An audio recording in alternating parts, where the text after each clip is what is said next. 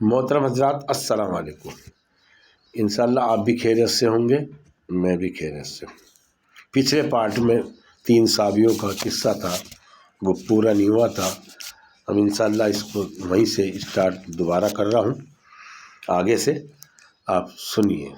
3 صحابیوں کی شہادت کا، ایک کی تو ہو گئی تھی، 2 سب کو مار دیا، 2 بچے تھے، اور ساتھی تھے 10، ان کے ساتھ سب 2 بچے تھے، حضرت خواب۔ جی، صفوان نے تو اپنے قیدی حضرت زید رضی اللہ تعالیٰ کو فوراً ہی حرم سے باہر اپنے غلام کے ہاتھ بھیج دیا اور قتل کر دیے جائیں گے۔ اس کا تماشا دیکھنے کے واسطے اور بھی بہت سے لوگ جمع ہوئے، جن میں ابو سفیان بھی تھا۔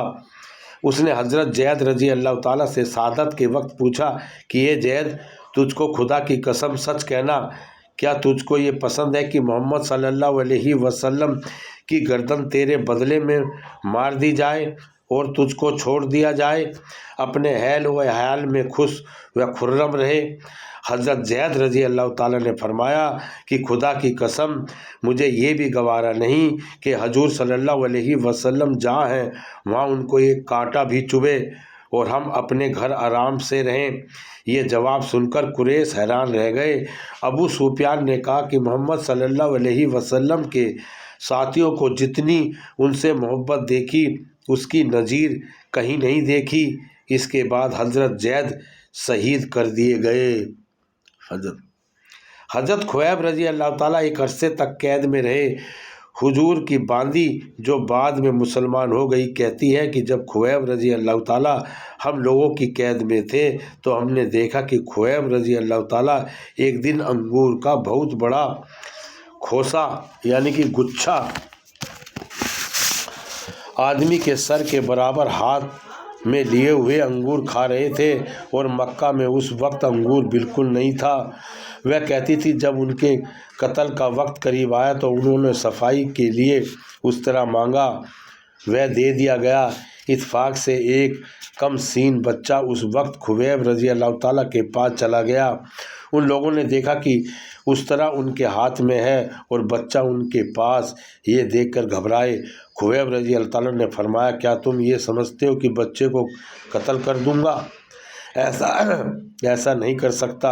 اس کے بعد ان کو حرم سے باہر لایا گیا اور سولی پر لٹکانے کے وقت آخری خواہش کے طور پر پوچھا گیا کہ کوئی تمنا ہو تو بتاؤ۔ انہوں نے فرمایا کہ مجھے اتنی مہلت دی جائے کہ 2 رکعت نماز پڑھ لوں کہ دنیا سے جانے کا وقت ہے اور اللہ جل شانہ کی ملاقات قریب ہے۔ چنانچہ مہلت دے دی گئی۔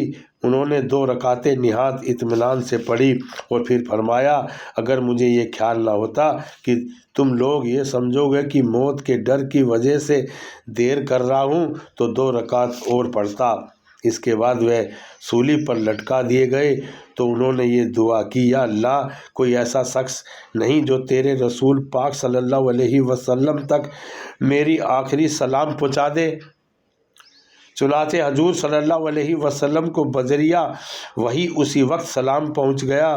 حضور صلی اللہ علیہ وسلم نے فرمایا کہ وعلیکم السلام یا خویب، اور ساتھیوں کو اطلاع فرمائی کہ خویب رضی اللہ تعالیٰ کو قریش نے قتل کر دیا۔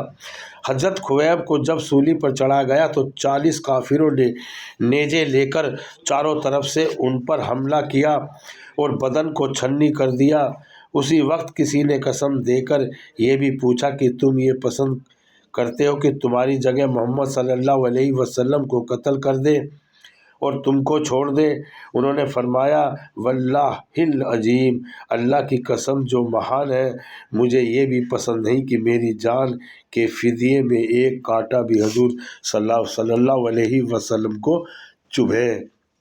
فائدہ: ویسے تو ان قصوں کو ہر لفظ عبرت، سبق، شکست ہے، لیکن اس قصے میں 2 چیزیں خاص طور کے قابل عبرت ہے کہ ان حضرات کی نبی کریم صلی اللہ علیہ وسلم کے ساتھ محبت و عشق کی جان جائے، اس کے بدلے میں اتنا لفظ کہنا بھی گوارا نہیں کہ حضور صلی اللہ علیہ وسلم کو کسی قسم کی تکلیف معمولی سی پہنچ جائے۔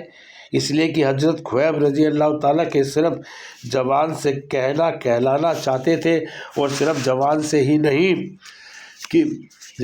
نہیں کہنا چاہتے تھے، ورنہ بدلے میں حضور صلی اللہ علیہ وسلم کو تکلیف پہنچانے پر بھی ان کفار کو بھی قدرت نہ تھی، بلکہ وہ لوگ خود ہی ہر وقت تکلیف پہنچانے کی کوشش میں رہتے تھے، جس میں بدلہ صبر برابر تھا۔ دوسری چیز نماز کی عظمت، ان کا سخف، لگاؤ، چاو۔ ایسے آخری وقت میں بھی عام طور سے بیوی بچوں کو آدمی یاد کرتا ہے، صورت دیکھنا چاہتا ہے، پیام و سلام کہتا ہے، مگر ان حضرات کو پیام اور سلام دینا تو حضور صلی اللہ علیہ وسلم کو، اور آخری تمنا یہ ہے کہ 2 رکعت نماز پڑھوں۔ یہ قصہ تھا، کتنا درد بھرا، ہم نے سنا، بڑا احسان ہے، لیکن اس پر غور کرو میرے بھائیوں کہ مرتے مرتے بھی نماز کے شوقین رہے۔ یہ نماز ایسی چیز ہے، بس نماز ہی مت چھوڑو میرے بھائی۔